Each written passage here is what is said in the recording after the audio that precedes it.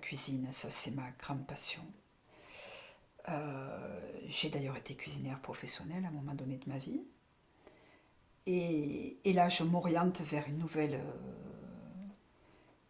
je réoriente ma voie professionnelle. Je vais essayer de... Je suis en train de me former pour créer un site web pour faire de la cuisine et proposer... en fait, essayer d'incarner ma mission de vie. Ça peut paraître un peu prétentieux de le dire comme ça, mais si j'ai compris que si j'avais quelque chose à faire dans ma vie, c'est ça. C'est apprendre aux gens, parce que je vous l'ai dit tout à l'heure, il y a une profusion de nourriture. On croule sous la bouffe, excusez-moi l'expression, on dégueule sous la bouffe. Ça en est même indécent.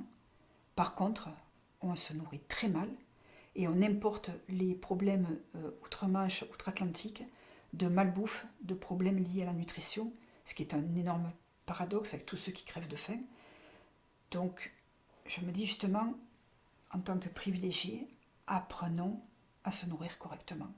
Et moi, c'est ça que je voudrais faire au travers de mon site, c'est apprendre aux gens à comment se nourrir pour rester en santé. Et en plus, il y a des études scientifiques qui ont prouvé, ce que je suppute depuis super longtemps, le lien entre malbouffe, malnutrition et dépression. Voilà. C'est prouvé aujourd'hui qu'il y a des connexions neuronales qui font que moins bien vous alimentez, plus vous êtes déprimé. Et j'ai pu le constater chez certaines personnes que je côtoie.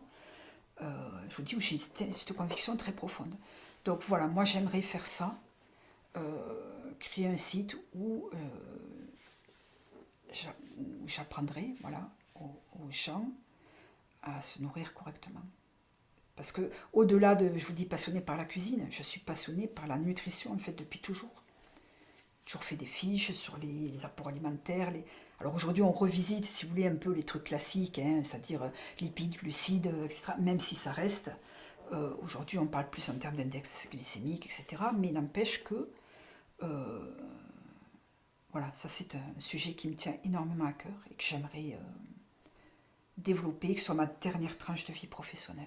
Et puis, j'essaye de créer des recettes, même si ça reste très... je suis très inspirée de plus en plus. Peut-être parce que je suis aussi à l'aise maintenant avec toutes mes bases. Voilà, j'essaye de créer des recettes, puis comment dire, des recettes, ouais, des basiques, quoi. Tous les basiques de sauces qui sont justement pas des sauces qui vous encrassent les vaisseaux là, avec tous ces lipides mauvais. Enfin, oui, j'essaye voilà, de créer des trucs bons gustativement et pour la santé. Je pense que c'est là où j'ai mon pouvoir créateur peut-être le plus qui se libère le plus aujourd'hui. J'avais fait une reconversion professionnelle pour justement devenir cuisinier professionnel. Là, je suis repartie de zéro. C'est-à-dire que j'avais 45 ans, j'ai atterri en Picardie. D'abord en Allemagne, ça ne l'a pas fait, puis je suis partie en Picardie travailler. Je suis arrivée dans une cuisine, j'étais commis de cuisine à 45 ans. J'avais un chef qui avait 30 ans et deux sous-chefs de 25 ans.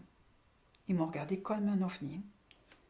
Qu'est-ce que tu fais là avec tout ce qui va avec le milieu professionnel, hein, les humiliations, parler comme une sous-merde, excusez-moi l'expression, toutes les petits travers. Femme, 45 ans, seule, commis, donc tout ce qu'il ne fallait pas. Ou en tout cas tout ce que la société vous dit qu'il ne fallait pas. Donc j'étais dans un château, là-bas isolé dans un bled en Picardie. La cuisine était au sous-sol, dans une cave, et moi j'étais dans une chambre de bonne au 3e étage. J'ai vécu pendant 1 an en autarcie complète, comme ça. Je faisais que travailler, toute la journée. Donc je me dis que si là je m'en suis sortie, après ça, comment vous dire, en fait je me suis totalement investie dans le travail, sans doute pour plus penser à rien, pour me mettre à dos. D'ailleurs, j'ai fini en me connaissant le dos.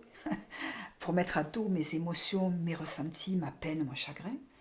Et en tout cas, voilà, par exemple, les supermarchés, vous voyez, c'est voilà, boycott total, je crois que ça fait, je ne sais pas dire, sur 10 ans, mais voilà, je ne mets jamais les pieds dans un supermarché. Parce que je pense qu'en tant que consommateur, consomme acteurs, on a un vrai pouvoir. Euh, on est 65 millions en France. Si tout le monde boycottait les supermarchés, ça aiderait aussi, quoi.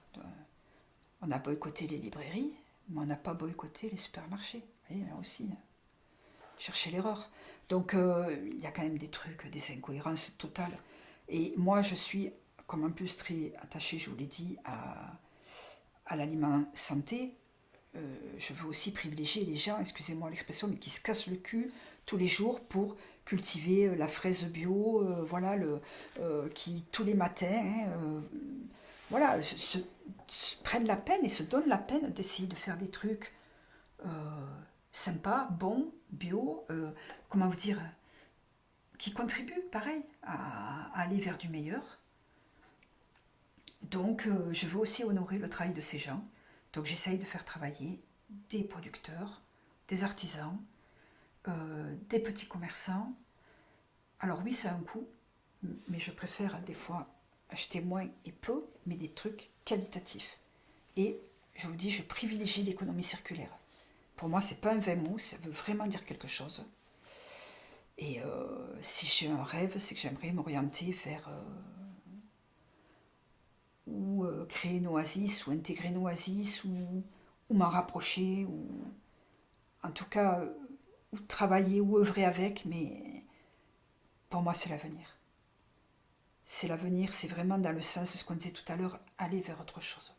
Changer de paradigme. Voilà. Comprendre que les ressources ne sont pas inépuisables, qu'on a déjà surexploité notre planète. Donc cette prise de conscience m'a aussi vachement aidé à freiner ma consommation. Me dire, waouh, on a une vraie responsabilité, quoi. Et collective. C'est pour ça que je vous dis que si chacun fait, ben voilà. Donc vous voyez, j'ai toujours dit, ouais, ben, quand tu iras à la campagne, tu feras ci, tu feras ça. Puis je me suis dit, ben, pourquoi attendre? Donc c'est la première année où j'ai sur mon balcon des plantes aromatiques, des tomates, des fraises, des salades. Ça y est, je m'y suis mise. Et pourtant, je me suis beaucoup conformée en étant cuisinier, parce que la cuisine, c'est l'armée, c'est la même structure. D'ailleurs, on appelle une brigade, en fait, tous les termes sont les mêmes, il y a une tenue, etc.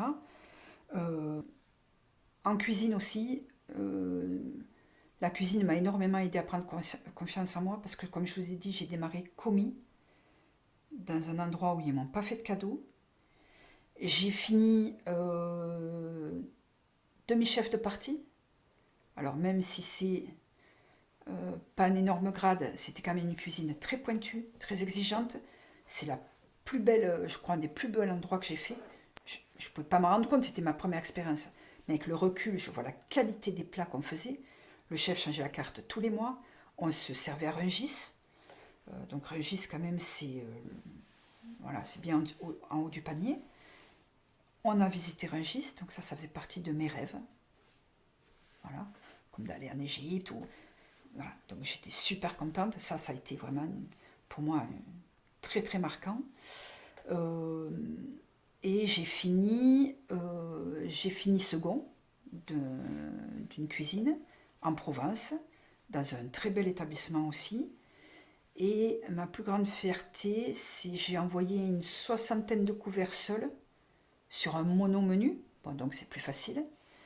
Et j'ai géré seule la cuisine et ce qu'on appelle les envois, c'est-à-dire les commandes qui tombent en permanence, si vous voulez, seule à la carte, je crois que c'était 47 menus.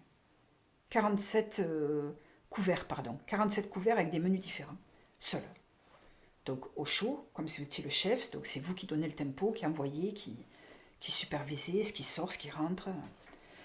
Ouais, ça, je crois que c'est une de mes plus grandes fiertés. Ça, oui, parce que j'ai démarré vraiment. J'ai passé mon CAP avec des merdeux de 15 ans. J'ai rien contre, hein, j'ai été aussi une merdeuse de 15 ans.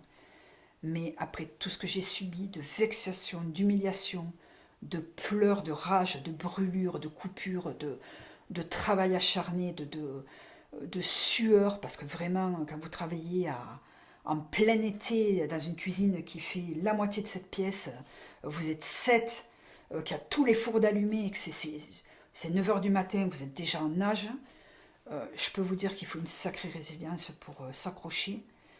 Ouais, je crois que c'est ma plus grande fierté. Ça, vraiment, Même moi, encore avec le recul, je me dis, putain, t'as fait ça, chapeau. Je sais que si j'ai pu faire ça, après tout, c'est easy, quoi. Moi, dans la cuisine, je sauve des vies à personne. Je peux améliorer momentanément. Mais je veux dire, il n'y a pas d'enjeu majeur, vous voyez ce que je veux dire?